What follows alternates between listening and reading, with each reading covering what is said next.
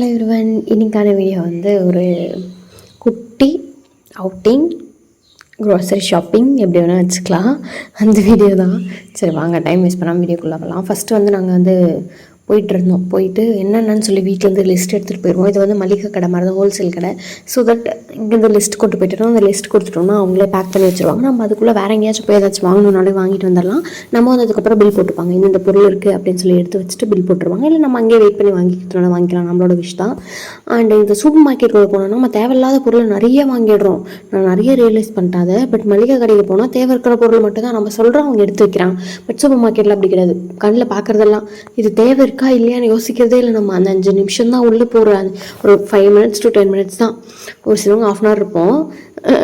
அந்த 5 to 10 minutes தேவைப்படுறதெல்லாம் அப்படியே தேவை இருக்கோ இல்லையோ தூக்கி தூக்கி தூக்கி பேக்கில் போட்டுக்கிறது. அந்த மாதிரி போட்டுக்க வேண்டியது தான். நாங்களுமே அப்படி தான். அதனால் இப்போ போய் மளிகை கடையிலே எல்லா திங்ஸும் வாங்கிக்கிறது. வந்துட்டு அன்றைக்கி ஃபுல்லாக ஜூஸ் தான். எதுவுமே வெளில சாப்பிட்ணுன்ற ஐடியாவே இல்லை எங்களுக்கு. ஸோ ஜூஸ் ஆச்சு குடிச்சிக்கலாம் அப்படின்னு சொல்லி, வெயில் வேறு கொஞ்சம் நல்ல வெயிலாக இருந்ததா, சரின்னு சொல்லி ஜூஸ் மட்டும் நல்லா குடிச்சிக்கிட்டோம். நிறைய ஜூஸ் குடித்தோம் நாங்கள் அன்றைக்கி. ஒரு 2-3 ஃப்ளேவர்ஸ் ட்ரை பண்ணலாம் அப்படின்னு சொல்லி தான் போனது. மொத்தமாக 4 என்னவோ ட்ரை பண்ணணும்னு நினைக்கிறேன் அன்றைக்கி. ஃபஸ்ட்டு சாக்லேட் ஒன்று வாங்கினோம், அதுக்கப்புறம் கேரட் கீர் ஒன்று வாங்கினோம், அதுக்கப்புறம் பிஸ்தா ஒன்று வாங்கினோம், வேறு என்னவோ ஒன்று வாங்கினோம், பாதாம் வாங்கினோன்னு நினைக்கிறேன். 4 மொத்தமாக ட்ரை பண்ணியிருந்தோம்.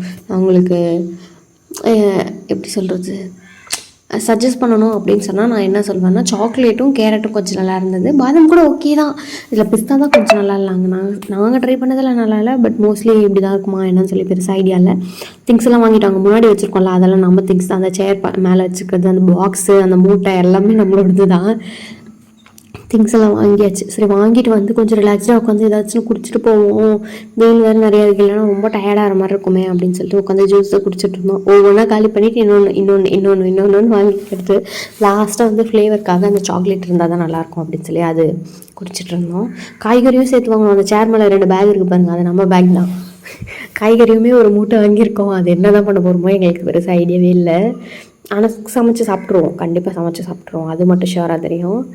என்னென்ன டிஷ் பண்ணுறது அப்படின்னு சொல்லி பெருசாக ஐடியா இல்லை. அதுக்கப்புறம் ஒரு இடத்துல நின்று கொஞ்சமாக தண்ணி குடிச்சுக்கிட்டோம். அவ்வளோ ஜூஸ் குடிச்சு உங்களுக்கு தண்ணி தாகமாக இருக்கா அப்படின்னா இருக்குது. நெல்லில் இருக்கிற மிஷின் எல்லாம் இருந்தது. அதெல்லாம் பார்த்துட்டு பொறுமையாக வந்துட்டு இருந்தோம். நின்று தண்ணி மட்டும் குடித்தோம் ஒரு இடத்துல, அவ்வளோதான். அதுக்கப்புறம் வந்துட்டோம். அந்த ஜூஸ் குடிச்சதே வயிறு ஃபுல்லாக இருந்த மாதிரி இருந்தது. இங்கே வெளிலலாம் சாப்பிட வேண்டாம் அப்படின்னு சொல்லிட்டு அப்படியே கிளம்பி வந்துட்டோம். வரும்போது என்ன பண்ணுவோம், வேறு எங்கேயுமே இடத்துல வேறு எங்கேயாச்சும் நிறுத்தி வேறு ஏதாவது ஸ்நாக்ஸ் சாப்பிட்லாமா அப்படின்னு தான் யோசிச்சுட்டு இருந்தோம். பட் எதுக்குமே வயிற்றுல இடமே இல்லை. அதனால் போதும் இதுவே அப்படின்னு சொல்லிட்டு வந்துட்டோம். வந்துட்டு நான் எவ்வளோ பில் ஆச்சு என்ன ஏதுன்னு சொல்லி நான் உங்களுக்கு ஷேர் பண்ணுறேன். அவங்களே பில்லு போட்டு கொடுத்துட்டாங்க. உங்களுக்கே பார்த்தா தெரியும் டோட்டல் அமௌண்ட் இவ்வளோ ஆச்சு. ஒவ்வொன்றுத்துக்கும் பொருளுக்கு நேராக அவங்களே பில்லு போட்டாங்க. லாஸ்ட்டாக ஒரு சிலது இருக்குல்ல, அதை வந்து எழுதிட்டு நான் உங்களுக்கு ஷேர் பண்ணுறேன் நெக்ஸ்ட்டு கிளிப்பாக. ஃபஸ்ட்டு வந்து இது ராவாக வந்த ஒன்று எடுத்துட்டேன். அதுக்கப்புறம் அந்த சைடில் வந்து அங்கே போய்ட்டு சிலது ஞாபகம் வரும்ல, அதெல்லாம் அங்கே போய்ட்டு எழுதிக்கிட்டோம். சோப்பு, அதுக்கப்புறம் வேறு எது தான் வாங்கணும் பார்த்திங்கன்னா தெரியும். பிரியாணி பச்சரிசி, சிப்ஸு, ஆயிலு, சிக்கன் மசாலா, அந்த மாதிரி பேசிக்கான திங்ஸ் தான் வாங்கியிருந்தோம். அது வந்து காய்கடை பில்லு இப்போ கட்டினல. இது வந்து பிஸ்கெட் வீட்டில் வேலை செய்கிறாங்க, அவங்களுக்கு ஸ்நாக்ஸ் கொடுக்கறதுக்காக. இது வந்து 200 rupees ஒரு பேக்கெட்னு சொல்லி வாங்கியிருந்தோம், ஆரஞ்சு. அதுக்கப்புறம் வேறு என்ன வாங்கினோம், பூண்டு. இது 100 rupees, அது 100 rupeesன்னு நினைக்கிறேன். மொத்தமாக 200 or 250 தந்தோம். பூண்டு இதுக்கும் அது வந்து ஃபுல்லாக மளிகை பொருள், 2 மூட்டை மளிகை பொருள். அந்த காய்கறிக்கான பில் ஆல்ரெடி நான் காட்டிட்டேன். சரி வந்த உடனே ஃபஸ்ட்டு இஞ்சி பூண்டு பேஸ்ட் அரைச்சி வச்சுருவோம் அப்படின்னு சொல்லிட்டு அந்த காய்கடையிலேருந்து இஞ்சி வாங்கிட்டு வந்தோம்ல, அந்த இஞ்சும் புதுசாக பூண்டு ஃப்ரெஷ்ஷாக வாங்கிட்டு வந்தோம்ல, அதுவுமே அரைச்சி வச்சிடலாம். அரைச்சி வச்சா தான் கொஞ்சம் எந்த டிஷ் செய்கிறதுக்குமே நம்மளுக்கு கொஞ்சம் ஈஸியாக இருக்க மாதிரி இருக்குது. இஞ்சி பூண்டு பேஸ்ட் இல்லைன்னா அது அரைக்கிறதே ஒரு பெரிய வேலையாக இருக்குது. எனக்கு அப்படியே டென்ஷன் ஆகும். இப்போ என்னடா இது இல்லையா அப்படிங்கிற மாதிரி. அதனால் நான் மோஸ்ட்லி அதை ஸ்டாக் பண்ணி வச்சுக்கணும் அப்படின்னு சொல்லி நினச்சிட்டே இருப்பேன் எப்போவுமே. ஏன்னா அது இருந்தாலே பாதி வேலை குறைச்ச மாதிரி நமக்கு. இஞ்சி கொஞ்சம் நேரம் க்ளீன் பண்ணணும், பூண்டு கொஞ்சம் நேரம் க்ளீன் பண்ணணும், அதை அரைக்கணும். அதுக்கப்புறம் ஃப்ரெஷ்ஷாக போட்டால் நல்லா தான் இருக்கும். பட் பேக்டு ப்ரிசர்வேட்டிவ்ஸ் இல்லாமல் நம்ம வீட்டில் அரைச்சி வச்சுக்கிறதுமே பெஸ்ட்டுன்னு தான் நான் சொல்லுவேன். நான் என்ன கேட்டிங்கன்னா அப்பத்துக்கப்பே அரைக்கிறது பெஸ்ட்டுன்னு சொல்லுவீங்களா? டேஸ்ட்டுக்காகன்னா அப்பத்துக்கப்போ அரைக்கிறது பெஸ்ட்டு தான். பட் நமக்கு வேணும் அப்படிங்கும் போது ஆல்ரெடி அரைச்சி வச்சுக்கிறது தான் நான் பெஸ்ட்டுன்னு சொல்லுவேன். நான் அப்படி தப்பா பண்ணுறேன். அதுவும் ரொம்ப நாளைக்கு ஸ்டோர் பண்ணுற மாதிரி வச்சுக்கூடாது, கொஞ்சம் நாளைக்கு ஸ்டோர் பண்ணுற மாதிரி வச்சுக்கணும். இது வந்து இன்றைக்கான டிஷ்க்கான இஞ்சி பூண்டு பேஸ்ட் மட்டும் ஜார்லேயே வச்சுட்டு மொத்தெல்லாம் எடுத்து ஃப்ரிட்ஜில் ஸ்டோர் பண்ணிக்க வேண்டியது தான். நெக்ஸ்ட் ஃப்யூச்சர் யூஸ்க்காக வேண்டி. இப்போ வாங்க ஸ்பைசஸ் என்னென்ன எடுத்து வச்சுருக்கோன்னு பார்க்கலாம். பட்டை, ஏலக்காய், கிராம்பு, அப்புறம் ஒரு ஸ்டார் மாதிரி ஒரு பூ இருக்கும்ல அது, அதுக்கப்புறம் கொத்தமல்லி, கருவேப்பிலை, புதினா, ஆனியன், டொமேட்டோ, க்ரீன் சில்லிஸ் மறந்துட்டேன், க்ரீன் சில்லிஸ் எடுத்து வச்சுக்கோங்க. இதில் காட்டுறதுக்கு மறந்துட்டேன், ஆனால் நான் போட்டிருந்தேன். சரி சொல்லி இவ்வளோ கஷ்டப்பட்டு திங்ஸ் எல்லாம் வாங்கிட்டு வந்திருக்கோம். அதெல்லாம் அதை அப்ரிஷியேட் பண்ணுற மாதிரி வாங்கிட்டு வந்த திங்ஸ் எல்லாம் யூஸ் பண்ணுற மாதிரி ஏதாவது டிஷ் செய்வோம் அப்படின்னு சொல்லிட்டு கர்ட் கொஞ்சமாக எடுத்து வச்சுருக்கேன், லெமன் கொஞ்சம் எடுத்து வச்சுருக்கேன், ஜிஞ்சர் கார்லிக் பேஸ்ட் நான் மறைச்சி வச்சோம்ல அது கூட இன்னும் கொஞ்சமே போட்டு வச்சேன், அப்போ தான் சரியாக போகும் அப்படின்னு சொல்லிட்டு. அவ்வளோதான். இந்த இன்க்ரீடியன்ஸ் பார்த்து நிறைய பேர் கிஸ் பண்ணியிருப்பீங்க இதுதான் டிஷ்ஷு அப்படின்னு சொல்லி. சிக்கன் பிரியாணி தான். இன்னும் சிக்கன் வந்து வாஷ் பண்ணிவிட்டு எடுத்து வைக்கணும். இந்த சிக்கன் வந்து நல்லா கொடுத்துருந்தாங்க. நம்மளாம் போனால் ஏமாத்துறாங்க என்னடா அப்படின்னு சொல்லிட்டு என்னோடய ஃபாதர் நல்லா போய் வாங்கிட்டு வந்திருந்தாங்க. நல்லா தந்துருந்தாங்க. லெக் பீஸுமே நல்லா இருந்தது அண்ட் ப்ரெஸ்ட் பீஸுமே நல்லா கொஞ்சம் நல்ல பீஸாக தந்துருந்தாங்க. ரொம்ப எலும்பாக தராமல். ஆனால் நம்மலாம் போனால் ஃபுல்லு எலும்பு தந்துடுறாங்க, ஏமாத்திடுறாங்க. ஆனாலும் இனிமேல் அவளே அனுப்பலான் இருக்கேன். பார்ப்போம். ஒரு 3-4 பீஸ்னாலையும் நல்ல பீஸாக தந்துருந்தாங்க. நாங்கள் கொஞ்சமாக தான் வாங்கிக்கிட்டோம், நைட் தானே சரின்னு சொல்லி கொஞ்சமாக சாப்பிட்றதுக்காக மட்டும் கொஞ்சமாக வாங்கிக்கிட்டோம். சரி வாங்க பிரியாணி ரெசிபிக்குள்ளே போகலாம். ஆல்ரெடி நான் ஷேர் பண்ணியிருக்கேன், இருந்தாலும் இன்னொரு டைம் ஷேர் பண்ணிக்கிறேன். அது பார்க்காதவங்க இதை பார்த்து தெரிஞ்சுக்கோங்க. ஃபஸ்ட்டு வந்து ஆயில் வந்து கொஞ்சம் தாராளமாக விட்டுக்கணும். வேணால் கொஞ்சம் கீ விட்டுக்கோங்க. நான் வந்து லாஸ்ட்டாக கீ ஆட் பண்ண போகிறேன், அதனால் இப்போ விடல. உங்களுக்கு வேணால் இது பாதி அது பாதி கூட ஊற்றுக்கலாம், உங்களோட இஷ் தான். உங்களுக்கு கீ பிடிக்காது அப்படின்னு சொன்னால் கீ அவாய்ட் பண்ணிட்டு ஆயில் மட்டும் போட்டுக்கலாம். அதுக்கப்புறம் நம்ம பிரியாணி ஸ்பைசஸ் எல்லாம் எடுத்து வச்சிருந்தோம்ல, பட்டை, கிராம்பு, ஏலக்காய், அதுக்கப்புறம் ஒரு ஸ்டார் பூ, கல்பாசி இருந்தாலும் போட்டுக்கலாம், பிரியாணி லீவ்ஸ் இருந்தாலும் போட்டுக்கலாம், உங்களோட விஷயம். இதெல்லாம் போட்டுட்டு கொஞ்சம் நேரம் அது வந்து ரொம்பலாம் தீஞ்சு போகிற மாதிரி விடக்கூடாது. கொஞ்சமாக மிதமான சூட்டில் இருக்கணும். நீங்கள் பார்த்தீங்கனாலே தெரியும், அந்த எண்ணெய் வந்து இன்னும் முழுசாக கூட காஞ்சிருக்காது.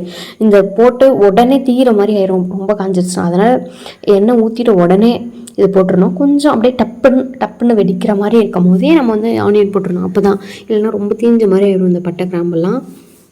நான் கல்பாசியும் இதுவும் போடுறதுனா போட்டுக்கோங்க. அது பேர் பிரியாணி லீவ்ஸும் கல்பாசியும். அப்புறம் வேறு என்ன ஸ்பைசஸ் இருக்குன்னு எனக்கு ஞாபகம் இல்லையே, அது இருந்தால் அதுவுமே போட்டுக்கோங்க. நம்மளோட விஷ் தான் பிரியாணிக்கு ஸ்பைசஸ் போடுறதெல்லாம். அதெல்லாம் போட்டு முடிச்சுட்டு அதுக்கப்புறம் பிரியாணி இலை, கல்பாசி, அவ்வளோதான் எனக்கு ஞாபகம் இருக்குது, பெருசு ஞாபகம் இல்லை. அது கொஞ்சம் வெடிக்கிற வரைக்கும் வெயிட் பண்ணணும். லைட்டாக வெடிச்சதுக்கப்புறம் ஜிஞ்சர் கார்லிக் பேஸ்ட் போட்டு ஆனியன் போட்டுக்கணும். ஆனியன் வந்து ரொம்ப நல்லா சாட்டே பண்ணணும். லைக் எப்படி சொல்கிறதுனா கோல்டன் ப்ரௌன் சொல்லுவாங்கள்ல, அந்தளவுக்கு. அப்போ தான் டேஸ்ட் வருமே. ஆனியன் சாட்டே பண்ணுறதுக்கு தான் லேட் ஆகுது, மற்றதெல்லாம் கொஞ்சம் சீக்கிரமாக பண்ணிடலாம் பிரியாணி பொறுத்தவரை. ஆனியன் மட்டும் நல்லா சாட்டே பண்ணணும். நிறைய நேரம் எடுக்கும் ஆனியன் சாட்டே பண்ணுறதுக்கு தான் உங்களுக்கு.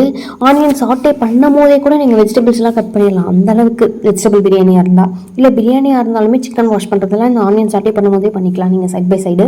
ஏன்னா அந்தளவுக்கு லேட் ஆகும். இது சாட்டே பண்ணிட்டா அவ்வளோதான், ஆல்மோஸ்ட் மற்றதெல்லாம் முடிஞ்சிடும் சீக்கிரமாக. ஆனால் சில டைம் வந்து இது சாட்டே பண்ணும்போது தான் கட் பண்ணுவேன் வெஜிடபிள்ஸே. இப்போ பாருங்கள் எந்த அளவுக்கு வதங்கியிருக்கு. நான் அந்தளவுக்கு வதங்கியிருக்கப்புறம் தக்காளியும் கொத்தமல்லியும் ஒன்றாவே போட்டு வதக்கிக்கலாம். ஆனியன் எந்த அளவுக்கு வதங்கியிருக்குன்னு பார்த்துக்கோங்க. அந்தளவுக்கு வதங்கினா தான் பிரியாணி வந்து நல்லா டேஸ்டியாக இருக்கும். சூப்பர் டேஸ்டி, சூப்பர் அப்படி இருக்கும். எம்மி பிரியாணி கிடைக்கும். அவ்வளோதான். இதுக்கு தேவையான அளவுக்கு மட்டும் உப்பு போட்டுக்கோங்க. நீங்கள் வேணால் சிக்கன் ஃபஸ்ட்டே வாஷ் பண்ணிவிட்டு கர்டு அப்புறம் உங்களுக்கு வேணால் பிரியாணி மசாலா போட்டு சால்ட் போட்டு வச்சிடலாம் மேரினேட் ஆக்கிறதுக்கு. நான் வந்து அப்படி பண்ணல, டைம் இல்லை எனக்கு அந்தளவுக்கு, அதனால் இப்போ தான் பண்ணிக்கிட்டேன். அப்புறம் ஜிஞ்சர் கார்லிக் பேஸ்ட் போட்டுட்டு சிக்கன் போட்டுட்டு இன்னும் கொஞ்சம் நேரம் நல்லா வதக்கிட்டு சிக்கன் வந்து தனியாக ஒரு முறை வேக வச்சுருங்க. லைக் ஒரு விசில் 2 விசில், உங்களுக்கு தெரியல உங்கள் குக்கரில் எந்த அளவுக்கு விசில் வச்சா சிக்கன் வேகும்னு சொல்லி அந்த அளவுக்கு வச்சுக்கோங்க. சில பேர் வந்து தக்காளியெல்லாம் போடுறதுக்கு முன்னாடி ஜிஞ்சர் கார்லிக் பேஸ்ட் போட்டுருவாங்க, ஆனால் நான் லாஸ்ட்டாக அதை போடுவேன், ஏன்னா அடி பிடிச்சிரும் அப்படின்னு சொல்லி. சிக்கன் கூடவே கட் போட்டால் சிக்கன் வந்து கொஞ்சம் சாஃப்டாக குக் ஆகணும் ஒரு நம்பிக்கை. That could be a myth, who knows. நான் ஃபாலோ பண்ணிகிட்ருக்கேன். அது மட்டும் பண்ணிவிட்டு அதுக்கப்புறம் நல்லா சாட்டே பண்ணிட்டு நம்ம மசாலாஸ் எல்லாம் போட்டுக்க வேண்டியது. உங்களுக்கு என்ன மசாலா வேணுமோ போட்டுக்கலாம். சிக்கன் மசாலா, நம்ம நார்மல் மிளகாய்த்தூள், கரம் மசாலா, அந்த மாதிரி அது என்னென்ன வேணுமோ அந்த மசாலாலாம் போட்டுக்கலாம். கொஞ்சமாக மஞ்சள் தூளும் போட்டுக்கலாம். அதெல்லாம் போட்டுட்டு நல்லா சாட்டே பண்ணி வச்சுட்டு அதுக்கப்புறம் அளந்து ஊற்றுவோம்ல, 1க்கு 1.5 அப்படிங்கிற மாதிரி அந்த மாதிரி அளந்து நம்ம ஊற்றிக்க வேண்டியது தான். தண்ணி ஊற்றுறதுலையும் இருக்குது. அண்டு ரொம்ப நேரம் ரைஸ் சோக் பண்ணிட்டீங்க அப்படின்னா கொஞ்சம் தண்ணி கம்மியாக வைக்கிறதா பெஸ்ட்டு. கொஞ்சம் நேரம் ஒரு 1/2 hour கரெக்டாக சோக் பண்ணியிருக்கீங்கன்னா 1க்கு 1.5 அந்த மாதிரி வச்சுக்கலாம். இப்போ பாருங்கள், தண்ணி அளந்து தான் ஊற்றணும் எப்போவுமே, அப்போ தான் நமக்கு டிஷ் கொஞ்சம் நல்லா வரும். 2 கப் ரைஸ் எடுத்துருக்கேன் நான். அதில் வந்து 3 கப் தண்ணி ஊற்றிக்கிறேன். 1க்கு 1.5 அப்படிங்கிறத ரேஷியோ. அதில் வந்து சிக்கன் குக் பண்ணிவிட்டு அப்புறம் ரைஸ் போட்டு இறக்கிட்டா அப்புறம்